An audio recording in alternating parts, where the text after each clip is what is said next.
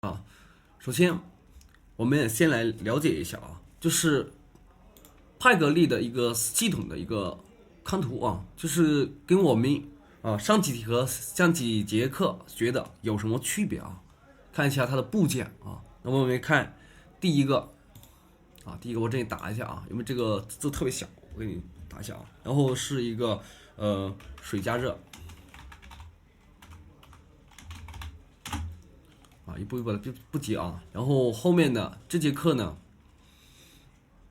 比較考驗人啊。為什麼比較考驗人呢？等一下啊，等我把這講完你就知道了啊。好，水加熱的一個電磁閥，好，這是這個，好。這第二個的話是尿素箱啊，這個我就不打了啊，尿素箱我就不打了，這個不好看的部件我打一下，是吧？那第三個呢是我們的尿素計量閥，這個呢跟我們所學的不同啊，無論是重氣啊，後處理，還是康明斯後處理，還是博士後處理，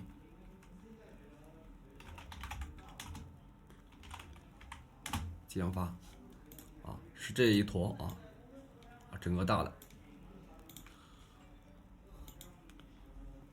第四個呢是 DCU 啊，我們以後呢稱尿素呢就電腦的就稱 DCU 啊 ，DCU 啊，不叫 ECU 啊，你也可以叫它 ECU 啊，但我們用 DCU 準確一點，因為 DCU 直接說的就是尿素電腦啊，你說 ECU 也可以，但 ECU 的話它包含我們電控系統的 ECU 啊，你就用這樣去區分它。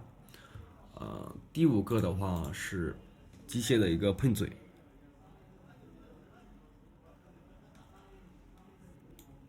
這個。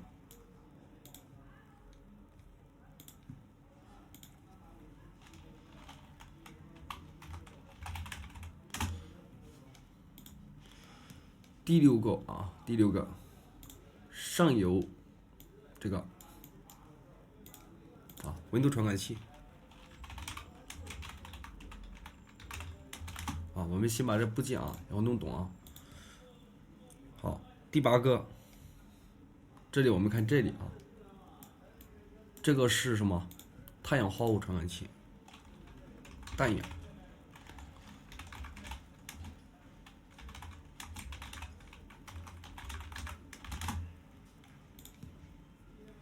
第10個呢是下游溫度。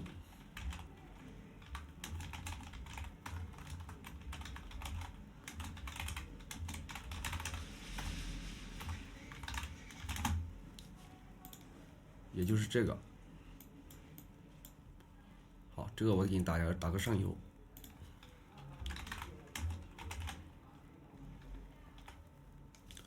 好，那我們現在看有沒有什麼區別？有沒有？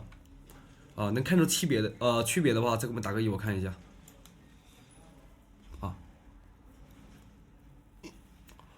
能不能這個圖能不能讓你一看？跟我們前面所學的就是不一樣啊，就是不一樣，對吧？有幾個區別啊，對吧？那我們來看啊，第一個呢，我們的這個噴嘴，哎，它在這裡啊，是不是？噴嘴在這個位置，對吧？還有呢，我們的尿素泵啊，你看呢，它這裡呢有一塊這個鐵板啊，鐵板，它也是組合包啊，就是凡是我們的這個出口。進液跟出液，還有這個空氣，然後呢都從這個板裡面要通過，是吧？好，那我們可以看得到，是不是？這結構上的不同，你一看的這個的話，就是派格利後處理，能不能明白？能明白再給我們打個1。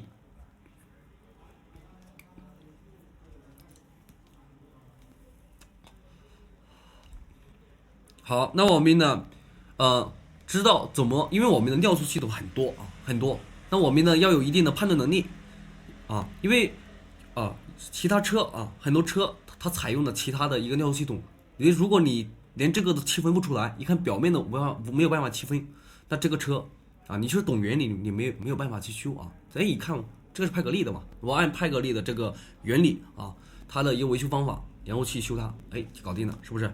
好，那我們呢，接下來再看一下啊，了解一下啊，就是這個呢，跟我們上兩節講的有不同，因為它這個呢結構複雜啊，結構複雜啊，我稍微講慢一點啊。好，那我們現在看到的是它的一個尿素箱啊，一個圖是吧？然後呢，這裡是一個線束的一個接口啊，線束接口。而我們看到這個黑色的這個呢，是一個空氣的電磁閥。空氣電磁閥呢，也就是控制我們的那個車身的气管啊，车身气管哦，然後往這裡接通啊，往裡面送氣的一個閥，是吧？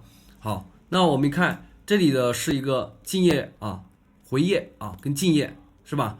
這裡的話簡單的提一下，那我們呢你就算你不知道是靜液回液也沒關係，我們的靜液的孔明顯比我們的這個回液大，是不是？對吧？那我們這裡呢還有一個噴射的這個口啊，噴射口在上面啊。好，那我們来看啊，针腳定義我這裡就不說了啊，针腳定義这个定義的話，大家可以截個圖啊，可以截個圖，我給大家截一下啊，你們可以保存在自己的這個手機上和電腦上都行啊，可以趕緊保存一下啊。這針腳定義對你維修來說呢是非常方便的。你看一下，哎，這個是泵的地線啊，泵的電源，是不是？這個泵它有沒有電源跟搭點？那我直接很明朗，對吧？如果你不熟悉的話，最好參照一下這個資料啊，一個這個呢進行一個維修啊，判斷，是吧？好，那我們呢這個大家還有沒有什麼問題啊？沒有問題在給我們打個1啊，有問題在給我們打個2啊，有沒有？啊，它的整個結構。是吧？你看到的是我們的尿素箱啊，然後這裡鑲了一個這個鋰合金板啊，是不是？對吧？而且呢，它的技術當中呢，就集成在這裡啊，集成在這裡啊，集成整個原理啊，跟就是說控制就是維修也是集成在這裡。好，那我們呢接下來啊往下看，是這邊。好，那我們看一下它的一個內部啊，內部簡單了解一下。那我們這裡可以看到是一個空氣壓力的一個傳感器啊。這裡呢，大家看住啊，是這個位置啊，這個很重要啊，因為等一下我會講啊，是這裡空氣壓力傳感器啊，你往這裡裝上去就行了，對吧？瀝青的一個加熱片啊，加熱片啊，尿素的壓力傳感器啊，你可以看得到，是吧？然後呢，這裡噴射口啊，噴射口，對吧？然後呢，這插頭這裡我就不講了啊，不講了。那我們呢，這是電極模塊啊，電極模塊，是吧？然後呢，再往這邊啊，再往這邊，那這是我們內部的一個板啊，這控制板啊，控制板。那這個控制板呢，那你可以單獨就是說拆到這裡啊，拆到這裡，我們可以看到這裡呢排列的這一整整的一個端子啊，一個端子口是吧？一個端子口，這端子口呢，如果是你有必要的話，有沒有需要再給我們打個1啊？我給你截一下圖，或者你自己截一下也行，是吧？啊，這一下面的話，比如說我們尿素插頭在這裡，對吧？然後鋰塊的溫度插頭、傳感器插頭在這個地方，對吧？你再比如說我任何報故障啊，這裡因為我也不會深講啊，你知道怎麼去記着這插頭，這個是修理工，就是你自己應該都知道啊，知道這個你可以做到一個很快速的一個維修。哪個傳感器不行，那我可以直接拆出來，我再測一下，比如在我傳感器插頭這邊，然後再測一下，看他們的電壓電壓降，看有沒有變化，是不是？能不能理解？能理解再給我們打個1。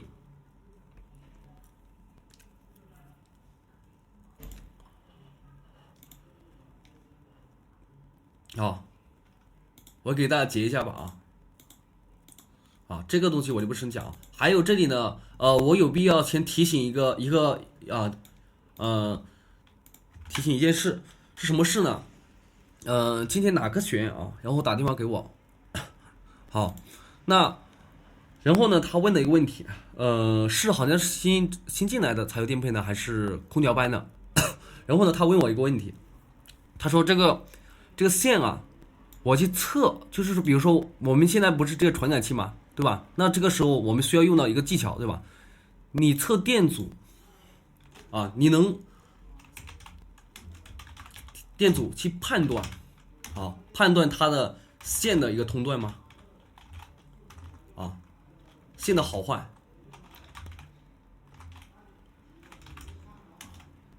啊，这句话有没有就这句话有没有毛病啊？大家说啊，有没有毛病？啊，因为通常有些线，比如说我们传感器，比如说我们这个尿素的，对吧？哎，传感器到这里，我测一下它通断，是吧？哎，它电阻很低，那能不能确定它就是好的？能不能？啊，比如说就是0.3啊，0.3以下欧姆啊，这些很正常啊，是不是？啊，对吧？属于一个標準值啊，認為有毛病的在後面打個1啊，沒有毛病的在後面打個2。啊，有毛病是不是？對吧？因為為什麼呢？以前在這個是我們講的一個柴油電配的一節課，就是我們這個循環呢，就是講這個線路的啊，線路的那個章節，對吧？然後呢，這裡所以我要跟大家強調一下，因為這個對你修飾非常重要，而且很多同學呢，他都誤解了這個意思啊。首先，如果是我們傳感器電路啊，這個比如說不是大功率的啊，大功率的，那這個呢可能還不是很大影響啊。那如果是說通常是我們執行器的話，包括這個噴嘴啊，對吧？這個燃油計量單元啊，對吧？啊，還有比如說我們講的這個課的這個尿素噴嘴啊，對吧？如果你是按這個去測的話，100%會有問題。就是大家呢，明天可以去實踐一下啊，你拿一節這個線啊，拿一節這個線啊，花線裡面不是還有很多銅絲嗎？對吧？很多銅絲，然後呢，很多的時候呢，你把它這個其他銅絲斷了，只剩下一根。然後呢，你再這樣去測它歐姆檔，啊，測它歐姆檔，啊，然後再測它電阻，你看一下它的阻值是不是跟沒有斷，啊，有沒有區別啊？看阻值，就算有區別啊，我可以跟你說，你那個表很難測得出來，啊，這個呢跟你的萬能表精度有關係，因為在我們市面上有用的，一般都是3位數的，啊，3位數到4位數的，那這種表呢，啊，有可能測得出一點區別出來。啊，但是這個呢還不一定啊，非常小的變化的啊，沒什麼區別的啊，沒什麼區別。因為為什麼？我用萬用表啊，萬用表它的這個跑電流啊，跑電流，它是送電流進去啊，進到我們這裡面。那如果它顯示沒有阻力啊，沒有阻力，哎，它可以順利的回來啊，順利的回來，那這阻值就相當於沒阻值嘛啊，沒什麼很大阻值嘛。那如果是說我們如果是送30安的電流，我們打啊，送30安的電流，如果往裡面送的話。哎，那因為電不夠過啊，那這裡就開始發熱，那這裡呢就會明顯表述出一個電阻的一個概念啊。因為凡是電阻的定義啊，大家應該知道的也聽一下啊，不知道的也必須要知道啊。為什麼？跟我們的長度橫切面積啊，就是其中一個橫切面積，就是說它的一個厚度啊，是不是？橫切面積這個是很大關係的，對吧？那如果橫切變小了，也就是說通道變小了，這個時候呢？哎，你萬用表去測的話也是沒什麼感覺的。這個時候我們需要用電壓降啊，用電壓打啊，電壓打，然後去測，明白沒有？明白在後面打個1。好，通常我們現在啊，就是說你要有負載，然後去測它電壓。你看我們這邊就是我們打這裡啊，哎，比如說我們的尿素壓力傳感器出了問題啊，是吧？但是你測電阻，哎，你發現這阻值很小，這線是好的，不一定啊。你可以在這裡呢，把它扯下來啊，扯下來，然後呢，這裡加一個什麼？加一個 H4 燈泡啊 ，H4 燈泡啊，100瓦的。那這個時候呢，你再去測一下這個線啊，到這裡夠不夠過啊？你看電壓呢有沒有變化啊？有沒有變化？看電壓這樣看還大不大？如果大啊，那肯定是這個線有問題，不夠過，是不是？好，應該都明白是不是？不明白在後面打個2。